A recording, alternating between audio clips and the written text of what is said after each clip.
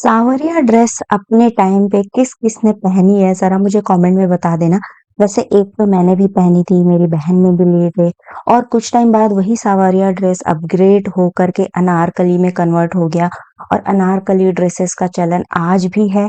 बहुत सारे वेबसाइट्स में आप देखेंगे स्पेसिफिकली अनारकली ड्रेसेस आते हैं, अलग-अलग एम्ब्रॉयडरी, कलर कॉम्बिनेशंस के साथ में।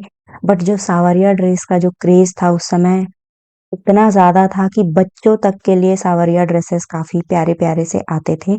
सो ईद आने वाली है तो इस सावरिया ट्रेंड को ध्यान में रखते हुए मैंने सोचा जब मैं आइकॉनिक लुक्स का एपिसोड कर ही रही हूँ, तो सावरिया लुक तो करना बनता ही है जिसमें सोनम कपूर का एक ब्लैक सावरिया ड्रेस में सिंपल सा मेकअप है। वैसे ऑनेस्टली बताऊँ तो सावरिया मूवी मैंने आज तक नहीं देखी है, बट उसके सारे गाने मैंने देखे हैं स्पेशली जो अ जब से तेरे नैना वाला जो गाना है, वो तो अभी भी बहुत सारे टेलीविज़न शोज़ पे चलता ही है।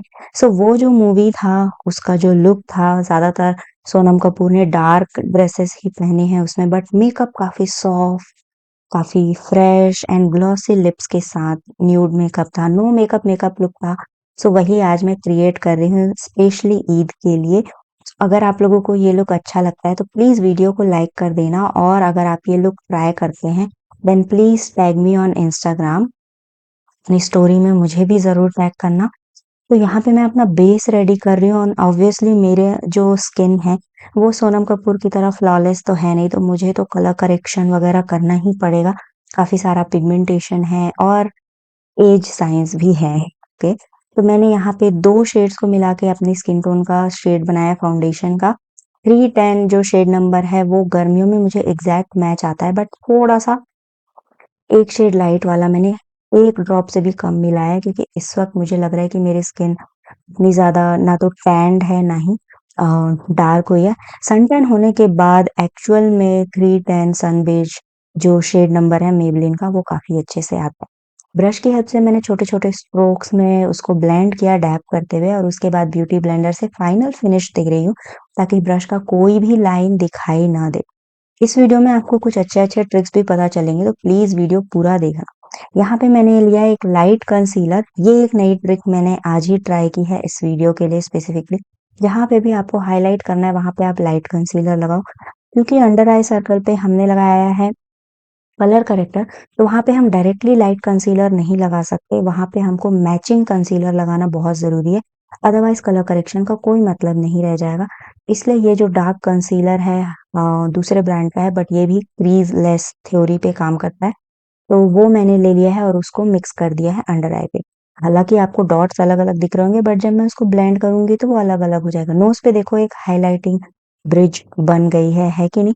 क्योंकि वो लाइट कंसीलर था।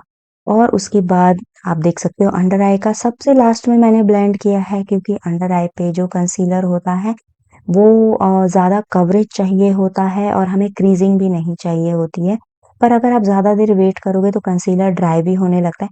यहाँ पे फ़ैन ऑफ था इसलिए मैंने वेट कर लिया, अगर फ़ैन ऑन रहता तो मैं वेट नहीं कर पाती। उसके बाद मैंने देखा कि मेरा जो ब्यूटी ब्लेंडर है मैंने गीला कर रखा था, उसमें कुछ ज़्यादा ही पानी था। सो मैंने सोचा कि मैं इसके स्पॉन्ज से ही इसको सेट कर लूँ। तो डायरेक्टली सेट नहीं करेंगे, थोड़ा-सा पाउडर आप अपने हाथों के पीछे अप्लाई कर लो, क्योंकि क्या होता है कि एक्सेस पाउडर रब हो जाता है, घिस-घिस के हम पाउडर निकालते हैं। जो पाउडर पफ होता है कॉम्पैक्ट पाउडर में जो मिलता है कॉम्प्लीमेंट्री गिफ्ट के तौर पे, वो बहुत ज़्यादा रफ होता है, इतना स्मूथ नहीं होता है। तो उसकी वजह से बहुत सारा पाउडर निकल आता है।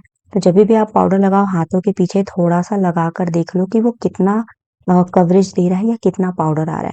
पूरे फेस पे अगर आपकी स्किन बहुत ऑयली है तो आप पूरे फेस पे इसी टेक्निक से पाउडर लगाएँगे और अगर नहीं है तो आप इस तरीके से जहाँ पे आपको कम पाउडर की ज़रूरत है वहाँ पे ब्रश की हेल्प से लगा उसके बाद मैंने यहाँ पे लिया है स्विस ब्यूटी का क्रेज़ मल्टी टास्किंग पैलेट या स्टैक आप बोल सकते हैं मेकअप स्टैक। उसका जो एक मैट शेड है, एक शिमर शेड है जो कि हाइलाइटर की तरह है जिसको मैं आईलिड पे लगा रही हूँ और एक क्रीम शेड है और एक कुछ ज़्यादा ही चंकी हाइलाइटर शेड है जो कि हाइलाइटर के तौर पे तो नहीं बट ग्लिटर के तौर पे हम लगा सकते हैं, प्रेस्ड ग्लिटर जैसा है और बहुत ज़्यादा यू नो ग्लिटर वाला नहीं है, हल्का-सा है बट हाइलाइटर के जैसा ब्लेंड नहीं होता। तो इस तरीके से उसमें 4 अलग-अलग प्रोडक्ट्स हैं। आप अगर चाहते हो उसका रिव्यू करने के लिए तो प्लीज़ मुझे कमेंट करना, मैं उसका रिव्यू आप लोग के साथ शेयर कर दूँगी। अब यहाँ पे हमें एक पतली सी स्टैंडर्ड लाइन बनानी थी, तो मैंने इसके लिए ले लिया लिक्विड आईलाइनर पेन। चाहो तो लिक्विड आईलाइनर से भी लगा सकते हो, पर मैंने पेन ले लिया। ये जो इनसाइड का पेन आईलाइनर है, इसकी जो निब है बहुत प्यारी, बहुत पतली-सी है। अगर आप ऐसे हैं जिनको पतली आईलाइन बनाना पसंद है, तो आप ये ले सकते हो। अब मैं यहाँ पे सोच रही थी कि मैं काजल लगाऊँ या नहीं लगाऊँ, क्योंकि फ़ोटो जब मैंने देखी तो उसमें काजल वाला लुक था, बट जब मैंने उसको ज़ूम करके देखा, दिखा कि काजल इतना ज़्यादा भी नहीं है।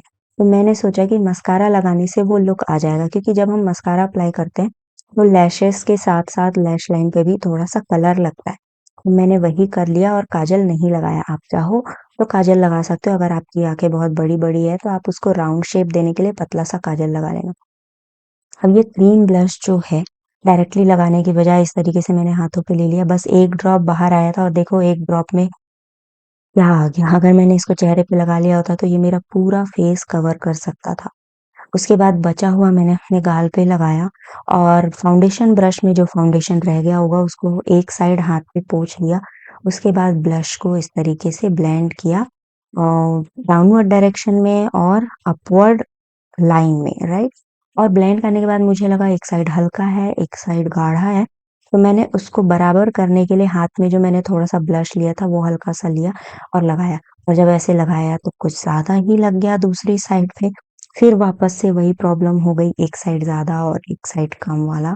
सो मैंने सोचा कि अब इसको किसी हैक के इस्तेमाल से कम किया जाए।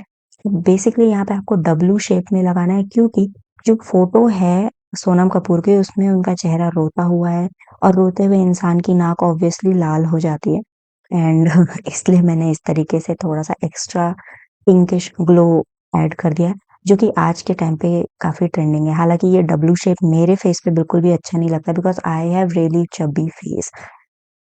पहले मैंने ब्यूटी ब्लेंडर पे जो कंसीलर वाला हिस्सा था वहाँ से करेक्ट करने की कोशिश की, जो थोड़ा ब्लश मेरे अंडर आई एरिया पे लग गया था, बट कुछ ख़ास असर नहीं हुआ। तो फिर मैंने रगड़-रगड़ के पाउडर निकाला अपने पाउडर पफ में और पाउडर की हेल्प से प्रेस किया। उसके बाद धीरे-धीरे ही प्रेस करना है एक-एक एरिया पे जहाँ पे आपको ब्लश ज़्यादा लग रहा है। अब पाउडर वाला ब्लश लगाने की बिल्कुल भी ज़रूरत नहीं है।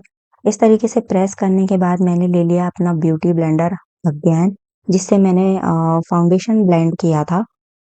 सो ये जो ब्यूटी ब्लेंडर है, ये ऑब्वियसली इतनी देर में इतना सूख चुका है कि अब ये मेकअप हटाएगा नहीं।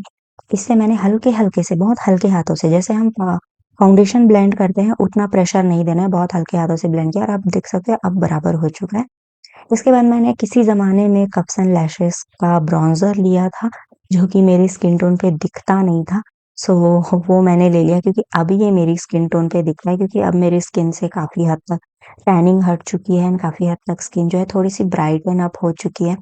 तो अब ये शेड थोड़ा दिखाई देने लग गया है, तो इसको मैं कंटूर के तौर पे यूज़ कर रही हूँ और मैं कंटूर कैसे लगा रही हूँ आप देख सकते हो, बिल्कुल ऐसे ही लगाना है, ब्लश के जस्ट नीचे, बट ब्लश से जुड़ते हुए आपको कंटूर लगाना है और जॉ लाइन पे भी, जॉ लाइन के ऊपर भी लगा सकते हैं, नीचे भी लगा सकते हैं। अगर आपको डबल चिन है तो दोनों जगह पे लगाना है और अगर नहीं है तो जस्ट जॉ लाइन पे ही लगानी है।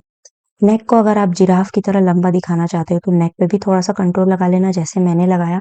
उसके बाद एक सॉफ्ट सा हाइलाइटर लगा रही हूँ, तो सॉफ्ट हाइलाइटर के लिए मार्स से बेहतर तो कुछ हो नहीं सकता, इसका हाइलाइटर बहुत अच्छा है।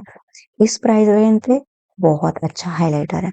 फिर उसके बाद मैंने हल्का-हल्का लगा लिया। अब नोज़ पे मैंने सोचा कि फ़ोटो में बार-बार देख रही थी तो बिल्कुल नोज़ ब्रिज एकदम स्ट्रेट लाइन वाली हाइलाइटिंग थी, तो मैंने भी वैसा ही कर लिया और उसके बाद इस तरीके से ब्राउ बोन पे भी हाइलाइटिंग कर ली, थोड़ा-सा चिन पे लगा लिया, जो एक रोता हुआ इंसान जो होता है उसके कुछ-कुछ एरिया जो है ना शाइन करते हैं, बिल्कुल वैसा ही। इनर कॉर्नर पे हाइलाइटिंग करना ये चॉइस है, बिकॉज़ ऑलरेडी मैंने जो आई शैडो का शेड लगाया है वो थोड़ा-सा हाइलाइटिंग वाला ही है, तो ज़रूरी नहीं था, बट थोड़ा ज़्यादा लग गया तो मैंने उसको इस तरीके से बराबर कर लिया। अब डायरेक्टली मैं लगा रही हूँ लिप ग्लॉस इस शेड का एंड रियली सॉरी मुझे इसका शेड नेम नहीं पता है, क्योंकि इसका जो शेड स्टिकर है वो गिर गया है कहीं, पता नहीं। अब मेरे लिप्स हैं भाई डार्क, तो मुझे जो है ना इसको 2 लेयर में लगाना पड़ा थोड़ा-सा कलर पे ऑफ पाने के लिए, अदरवाइज़ मेरे लिप्स का जो डार्क कलर था वो भी दिखाई दे रहा था। वैसे फेसेस कनाडा की बियॉन्ड शाइन लिप ग्लॉस है, जो कि बहुत अमेज़िंग है। उसके बाद ये इयररिंग्स मैंने मँगाए थे मीशो से, यही मैंने ले लिया और इसको मैं पहन रही हूँ जो कि बहुत प्रिटी लग रहा है इस ब्लैक आउटफिट के साथ में और यहाँ पे मेरा मेकअप लुक पूरा का पूरा कंप्लीट हो चुका है। आप लोगों को ये मेकअप लुक कैसा लगा मुझे कमेंट में ज़रूर बता देना। वैसे ये ईद स्पेशल मेकअप लुक है बट आप लोगों को थोड़ा-सा सिंदूर दिखाई दे रहा होगा, वो मेरा रेगुलर लुक है, वो मिट नहीं सकता है। So don't mind for that. Thank you so much guys, thank you so much for watching. Eid Mubarak.